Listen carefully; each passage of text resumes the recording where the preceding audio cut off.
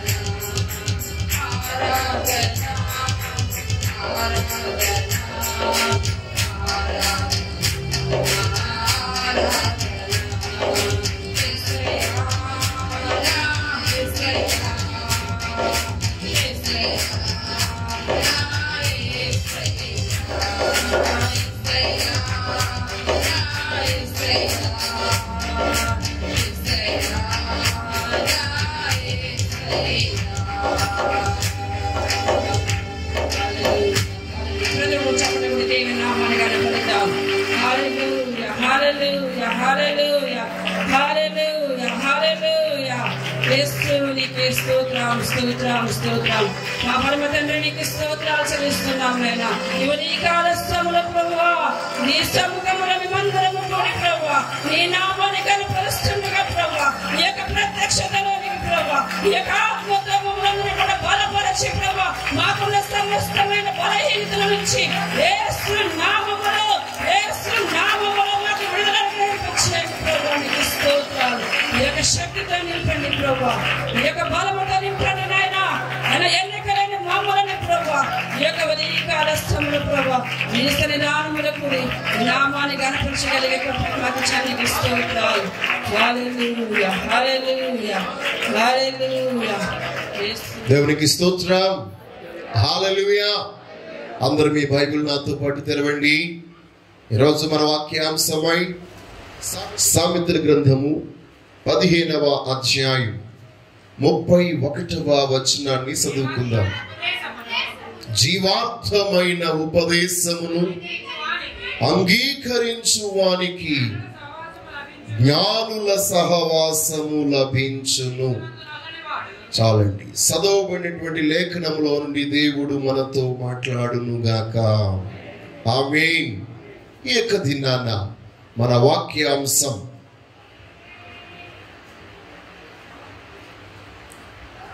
ఆత్మ యొక్క ఆలోచనకు నా చెవులు తెరువుము. ఆత్మ యొక్క ఆలోచన వినునట్లు నా చెవులు తెరువుము. దేవునికి స్తోత్రం. ఆత్మ యొక్క ఆలోచన వినునట్లు నా చెవులు తెరువుము. ఈరోజు మన వాక్యాంశం. ప్రియమైన బిడ్డలారా,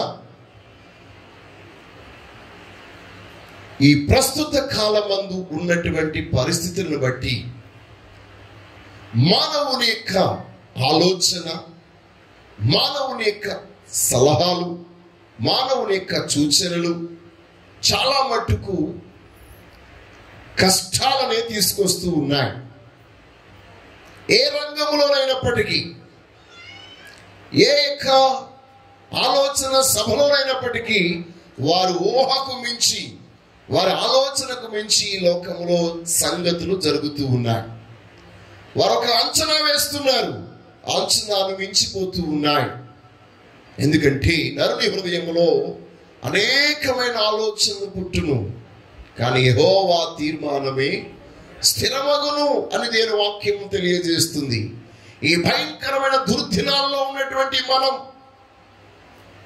మనుషుని యొక్క ఆలోచనలు మనం చూడకూడదని నేను చెప్పడం లేదు, కానీ వీటన్నిటికంటే శ్రేష్టముగా సర్వాధికారైన దేవాది దేవుడు తన ఆలోచనను మనకు అనుగ్రహింపజేస్తూ ఉన్నాడు. ఆ ఆలోచనను మనం వినగలగాలి అంటే ఆ సర్వశక్తి కలిగినటువంటి ఆ మహిమగల దేవుని స్వరము మనం వినాలి అంటే మన చెవులు తెరవబడాలి. ఆత్మ యొక్క స్వరం భౌతికమైన చెవులకు వినబడదు. భౌతికమైన చెవులు వినిపించే స్వరము కంటే ఆత్మ సంబంధమైనటువంటి స్వరము అతి శ్రేష్టమైనది. ఆ స్వరము మన ఆత్మ సంబంధమైన చెవులు తెరవబడినప్పుడు మాత్రమే మనకి వినబడుతుంది. దేవునికి స్తోత్రం కలుగునుగా. దేని బిడ్డలారా, మనకి మన చెవులకు వినబడినటువంటివి సహితము ఒక్క చెవులకి వినబడుతుంటుందంట. 20,000 కిలోమీటర్లో ఉన్నటువంటి శబ్దాలు కూడా, లేక 20,000 అడుగులు దూరంలో ఉన్నటువంటి శబ్దాలు కూడా కుక్కకు వినబడుతుందట. అందుకొరకే ఏ డిపార్ట్మెంట్లోనైనా ఎక్కువగా దాని మీద కూడా ఆధారపడుతుంది. పోలీస్ డిపార్ట్మెంట్లో ముఖ్యంగా దాని మీద ఆధారపడుతూ ఉంటారు. అందుకొరకే మీకు ఎవరికి వినబడలేని శబ్దాలు వాటికి వినబడుతుంటాయి. కాబట్టి రాత్రిపూట అవి ఏం చేస్తుంటాయి, కేకలు పెడుతూ ఉంటాయి. వాటికి మనకి కనబడనివి కనబడతాయి, మనకి వినబడనివి వినబడుతూ ఉంటాయి. అందుకొరకే అవి కేకలు పెడుతూ ఉంటాయి. మనమేమో అవి పిచ్చి పట్టి అరుస్తున్నాయి అనుకుంటూ ఉంటాం. ప్రియమైన వాళ్ళారా, ఈరోజు మన చెవులు అలాగ తెరవబడునుగాక. ఆమేన్. ఫ్లైట్కి అందరికంటే శ్రేష్టమైన కళ్ళు ఉండాలి, శ్రేష్టమైన వినికిడి ఉండాలి. వినికిడి తక్కువ అయితే ఫ్లైలెట్ అవ్వడానికి అర్హులు కాదు. ఇంకా చెప్పాలంటే ఆయిల్ తీసేటువంటి వారు, సముద్ర గర్భంలో ఆయిల్ తీయడానికి వెళ్ళినటువంటి ఆ యొక్క ఇంజనీర్స్ లేకపోతే వారి యొక్క హెల్పర్స్ సహితము చెవి బాగా వినబడాలి. ఆ చెవి బాగా వినబడినప్పుడే ఆ యొక్క డ్రిల్లింగ్ ని బట్టి, నీటిలో ఉన్నటువంటి ఆ డ్రిల్లింగ్ యొక్క శబ్దాన్ని బట్టి వాళ్ళకి లోన ఆయిల్ ఉందా వాటర్ ఉందో తెలుస్తుంది. దేవునికి స్తోత్రం కలుగునుగా. మన సహోదరులు ఒకరు ఆ విధంగాని ఆ యొక్క ఆయిల్ కంపెనీలో జాబ్ కొరకై ఆయన చెవికి ఆపరేషన్ చేయించుకున్నాడు. ప్రియమైన వాళ్ళారా, ఈ రోజు పరిశుద్ధాత్మ దేవుడు ఆయన సంఘమున మనందరి చెవులకు ఆత్మ సంబంధమైన సర్జరీ చేయనుగాక. మనమందరము ఆత్మస్వరము వినగలుగునట్లు ఆ మహిమ కలిగిన దేవుడు మన యొక్క చెవులను తెరుచునుగాక. ఆమేన్, హల్లెలూయా. ప్రియమైన బిడ్డలారా, మన యొక్క జీవితంలో ఎప్పుడు మనం ఆ యొక్క స్వరాన్ని వినగలము?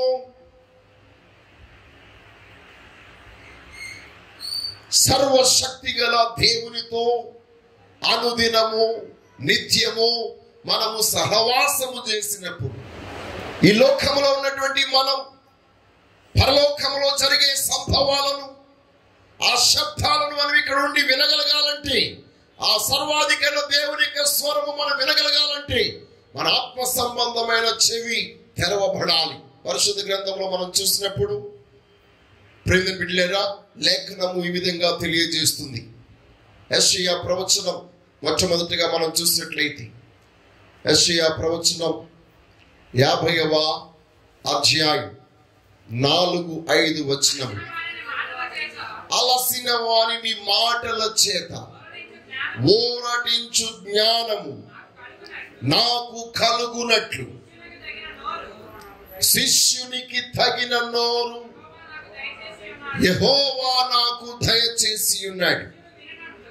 శిష్యులు వినినట్లుగా నేను వినుటకై ఆయన ప్రతి ఉదయమున నాకు విను బుద్ధి పుట్టించుచున్నాడు. ప్రభువగు యెహోవా నా చెవికి విను బుద్ధి పుట్టింపగా నేను ఆయన మీద తిరుగుబాటు చేయలేదు. దేవునికి స్తోత్రము కలుగును గాక. హల్లెలూయా. ప్రేమ దేవుని జనాంగమా, ఈ మాట ప్రభువు యేసుక్రీస్తు వారిని గూర్చి ప్రవచనాత్మకంగా చెప్పబడింది. ఈ లోకంలో ఉన్నటువంటి సమస్త మనుషులు కూడా ఇట్టి గొప్ప కృపను పొందడానికి అర్హులు.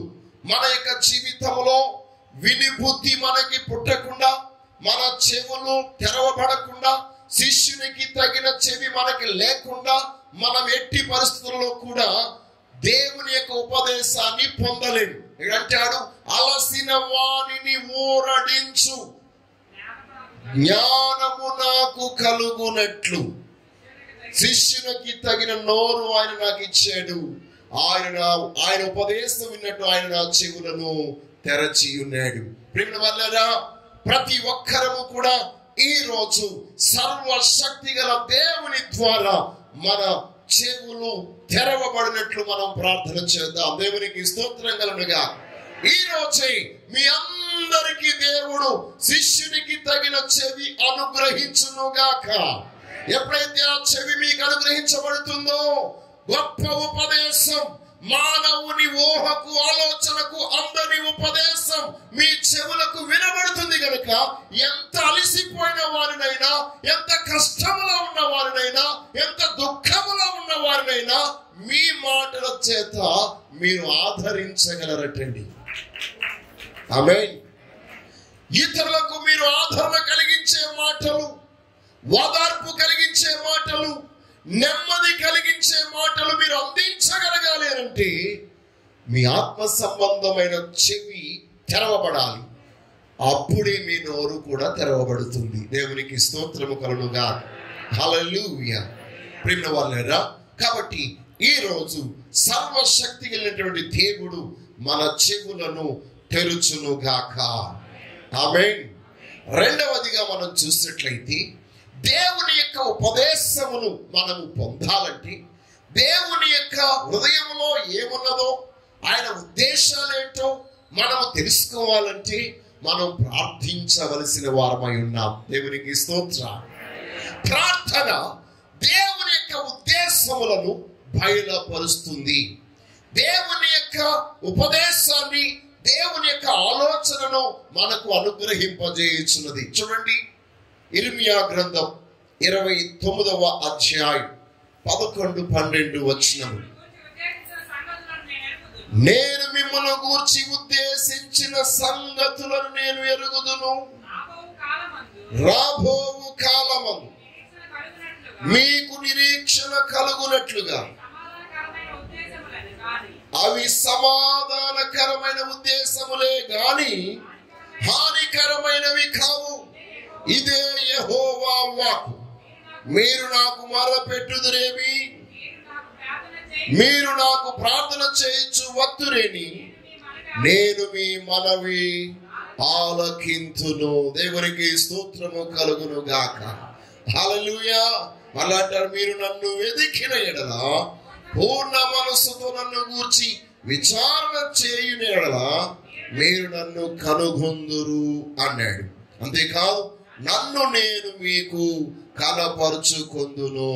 ఇదే యెహోవా వాక్కు.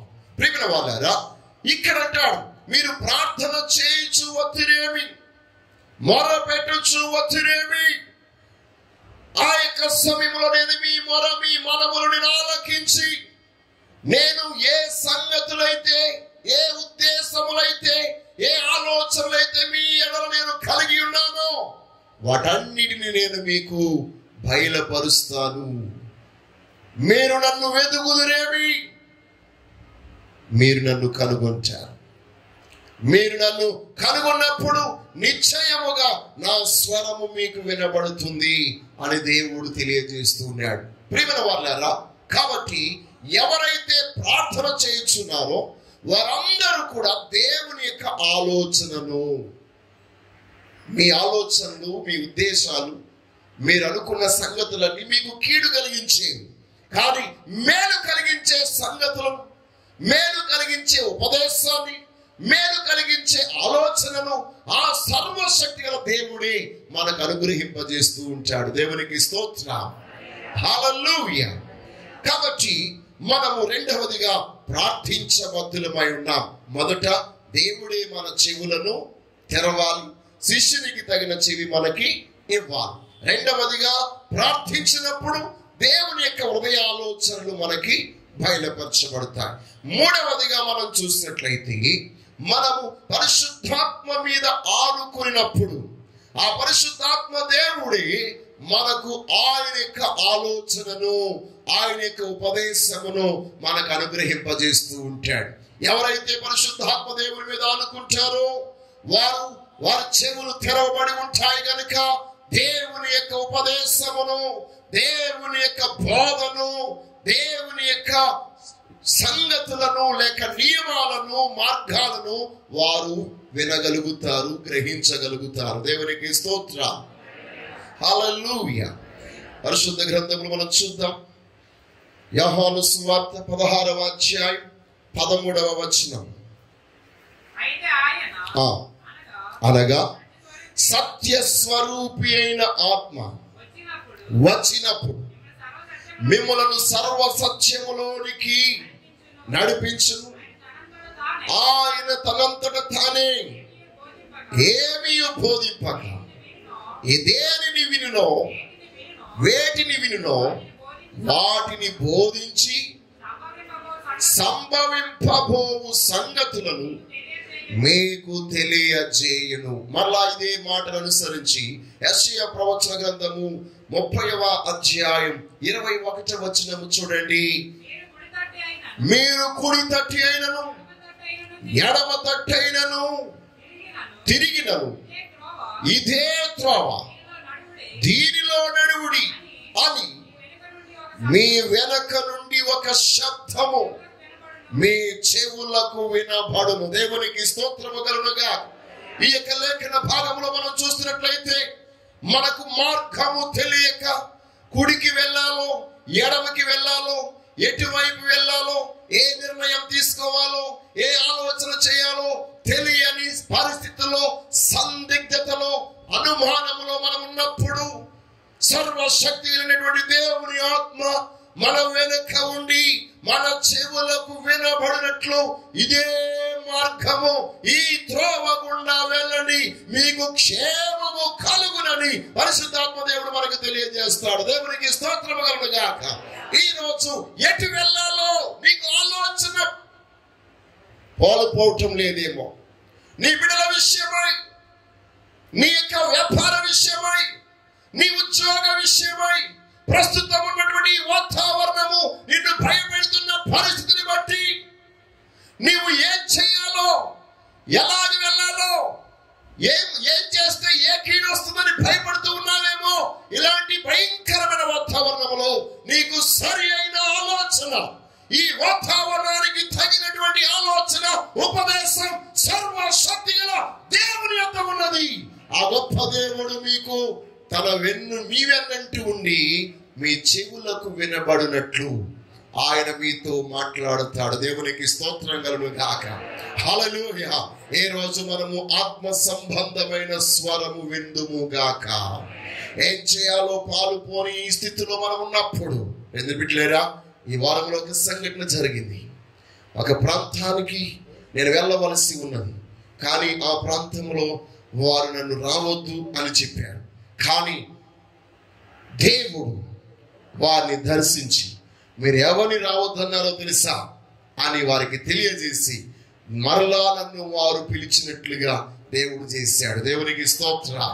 నేను వెళ్ళి దేవుని వాక్యాన్ని, ఉపదేశాన్ని అందించిన తదుపరి వారు అంటున్నారు కదా, అయ్యా ఇంత గొప్ప ఉపదేశమును, ఇంత గొప్ప సందేశమును మేము పోగొట్టుకుంది, మేము మా బుద్ధిహీనతను బట్టి, మా ఆలోచన బట్టి, మరొకరి యొక్క మాటలను బట్టి మేము మిమ్మల్ని వద్దనుకున్నాము. గాని సర్వశక్తి గల దేవుడు నిశ్చయముగా ఆయన సమర్థుడు, ఆయన మాకు బయలుపరిచాడు కనుకని మిమ్మల్ని తోడుకుని వచ్చామని చెప్పారు. దేవునికి స్తోత్రం కలుగునుగా.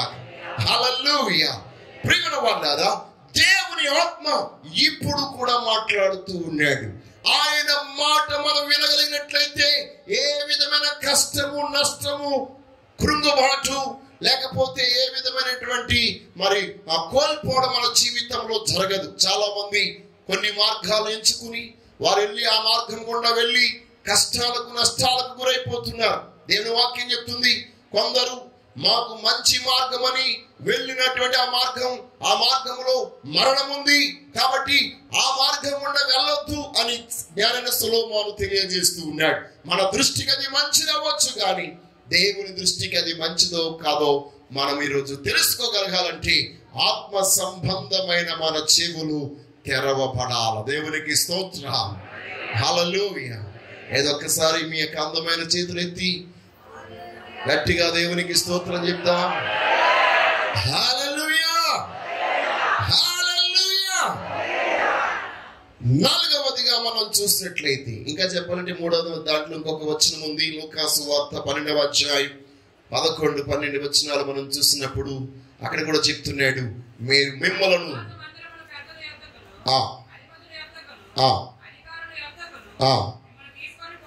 పోవునప్పుడు మీరు ఎలాగూ ఏమి ఉత్తరం ఇచ్చెదరో, ఏమి మాట్లాడుదుమా అని చింతింపకుడి. ఏమి చెప్పవలసినదో పరిశుద్ధాత్మ ఆ ఘడియలోనే, ఏమంటారా, ఆ ఘడియలోనే మీకు నేర్పును. దేవునికి స్తోత్రం. కొన్ని సందర్భాల్లో అనుకోని పరిస్థితులు మనకు ఎదురవుతూ ఉంటాయి. మాట మన నోట ఉండదు, ఏం మాట్లాడాలో మనకి తెలియదు. ఆ తెలియని సమయంలో కూడా మనం భయపడవలసిన పని లేదట. ఆ గడియలో ఏం మాట్లాడాలో పరిశుద్ధాత్మ దేవుడి మనకు నేర్పిస్తాడటండి. దేవునికి స్తోత్రం కలుగునుగా.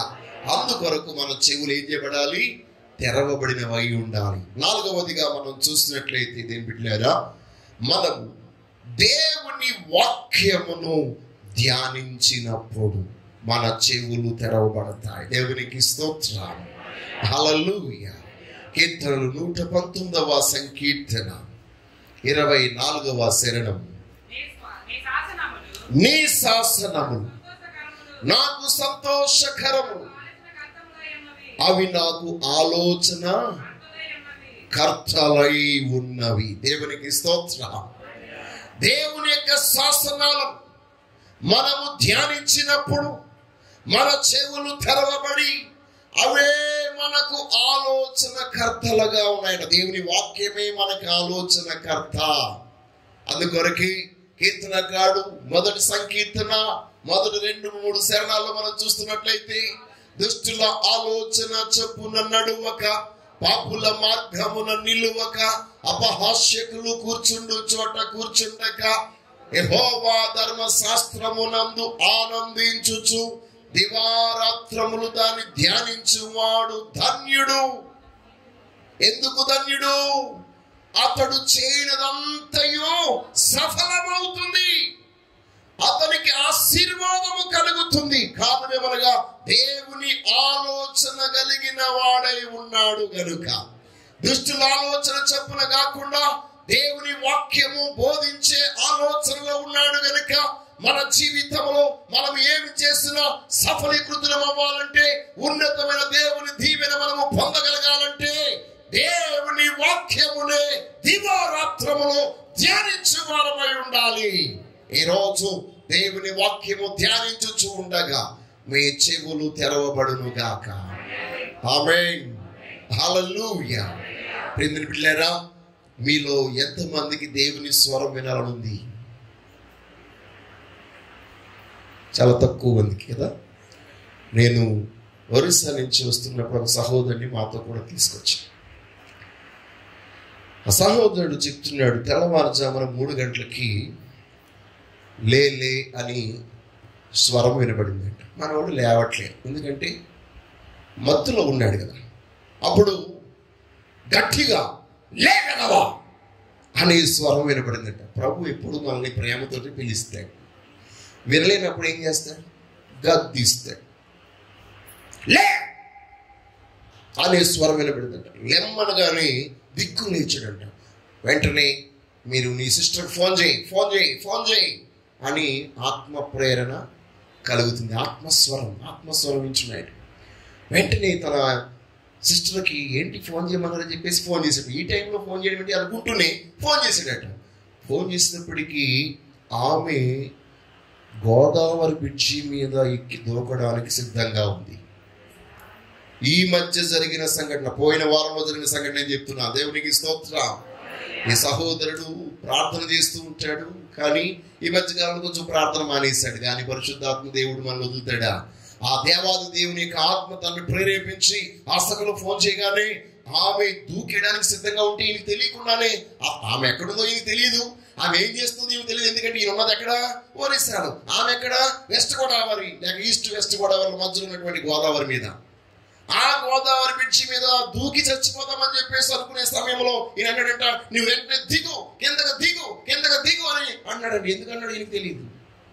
ఆ తర్వాత అడిగాడు, నువ్వు ఎక్కడున్నావంటే, తమ్ముడు అని ఏడ్చుకుంటూ బ్రిడ్జి మీద దూకడానికి సిద్ధంగా చచ్చిపోదాం అనుకున్నాను, ఎందుకు బ్రతకాలి అని చెప్పి అనుకుంటున్నాను, నేను ఇంకా ఎందుకు జీవితం అనుకుంటున్నాను అని చెప్పేసి అన్నప్పుడు, నీ వెట్టి పరిస్థితుల్లో అలాంటి బుద్ధిహీనమైన పని చేయొద్దు, ఎదుగో దేవుడు నీ ఎడల గొప్ప ఉద్దేశం కలిగి ఉన్నాడు, నీవు తిరిగి ఇంటికి వెళ్ళిపో అని చెప్పేసి ఒక స్నేహితుని పిలిచి ఆ సహోదరుని ఇంటికి తోడుకుని వెళ్ళడం జరిగింది.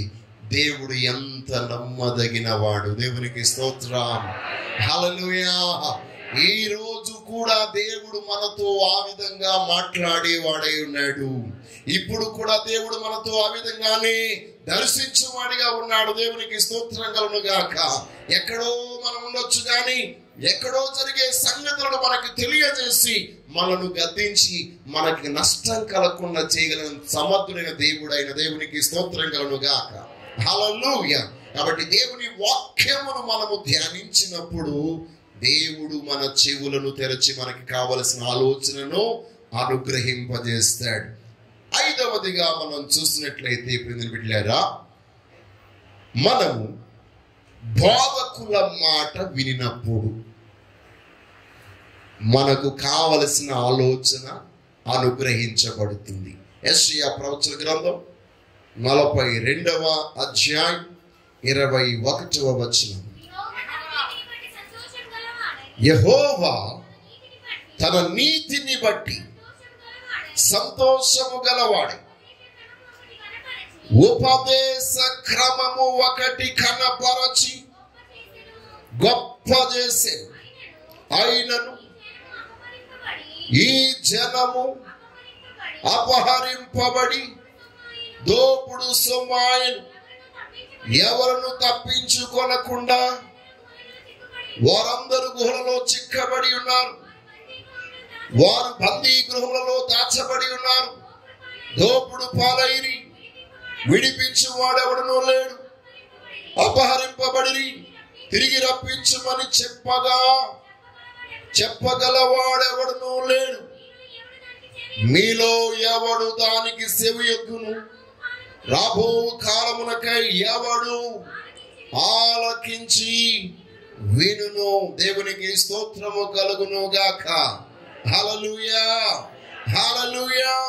దేవుని వాక్యము తెలియజేస్తుంది, యెహోవా తన నీతిని బట్టి సంతోషము గలవాడై ఉపదేశ క్రమము ఒకటి ఘనపరచి గొప్ప చేసెను. తన బోధకుల ద్వారా బోధించమని ఉపదేశ క్రమము ఒకటి. దేని బిడ్డలారా, చెవిటి వారైనా మూగవారైనా తన బోధకులను వారి యొక్క చెవులను తెరచి మరలా వారికి ఉపదేశ క్రమమును ఇచ్చి జనులందరికీ ప్రకటింపజేస్తున్నాడట. దేవునికి స్తోత్రం, హల్లెలూయా.